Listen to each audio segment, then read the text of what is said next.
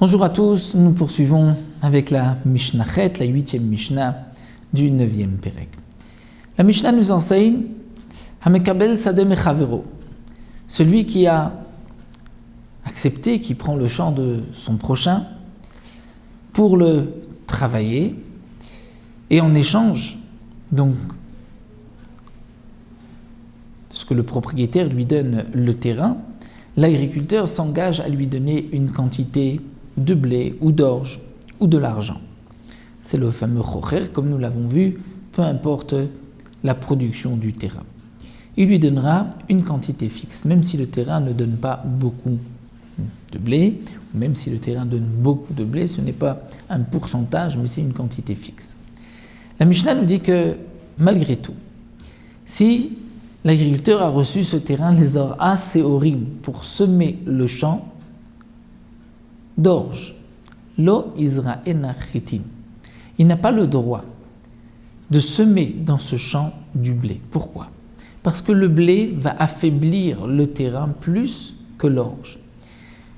Le blé puise plus dans le terrain que l'orge, et donc c'est pour cela, puisqu'il avait prévu à l'avance de semer de l'orge, il ne pourra pas semer du blé. Mais inversement, Chitim, Isra'ena Seorim. S'ils avaient prévu de semer du blé, il pourra semer de l'orge, étant donné que l'orge est moins dur pour le terrain. Rabban Shimon Gamliel Oser. Malgré tout, Rabban Shimon Gamliel, dans ce cas-là, interdit. Parce que Rabban Shimon Gamliel considère que si on change une année, on va semer du blé, une autre fois de l'orge, du blé, on va abîmer encore plus le terrain. C'est-à-dire le terrain va perdre de ses forces et l'année d'après, il ne donnera pas une aussi bonne récolte. Donc bien que d'après Tanakama, le premier Tana de la Mishnah, dont le nom n'est pas mentionné, on va appeler Tanakama, le premier Tana, bien que lui nous dit que si on va affaiblir la terre, là nous n'avons pas le droit. Dire, si c'était prévu de semer de l'orge, on ne pourra pas semer du blé. Inversement, si c'est prévu de semer du blé, on pourra semer de l'orge. Mais Rabban Shimon Gamliel, lui, n'est pas d'accord, parce que d'après Rabban Shimon Gamliel, les changements d'une production dans le terrain vont l'abîmer. Donc Rabban Shimon Gamliel interdit.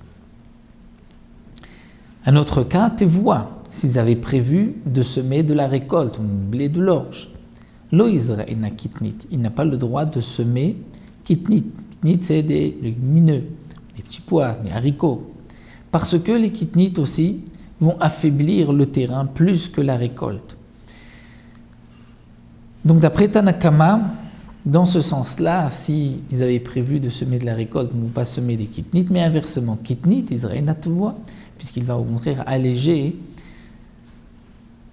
au terrain, puisque la tevoua est plus facile pour le terrain, donc il pourra le semer de récolte. Mais dans ce cas-là aussi, Rabban Shimon Gamliel Oser, parce que Rabban Shimon Gamliel considère qu'on ne peut pas changer d'une année à l'autre, on risque d'abîmer le terrain, donc c'est pour cela que d'après Rabban Shimon Gamliel, c'est interdit. Le Barthénora nous rapporte ici que la halakha est en vérité en fonction du terrain, en fonction de l'endroit, puisqu'il y a des endroits, donc c'est telle production qui va affaiblir le terrain, donc s'ils avaient prévu autre chose, ils ne pourront pas semer, l'agriculteur ne pourra pas semer quelque chose qui va affaiblir le terrain. Inversement, s'ils avaient prévu de semer quelque chose qui affaiblira le terrain, ils pourront semer l'agriculteur quelque chose qui n'affaiblira pas le terrain. Donc la halakha n'est pas comme Rabban Shimon Gamliel, mais comme Tanakama.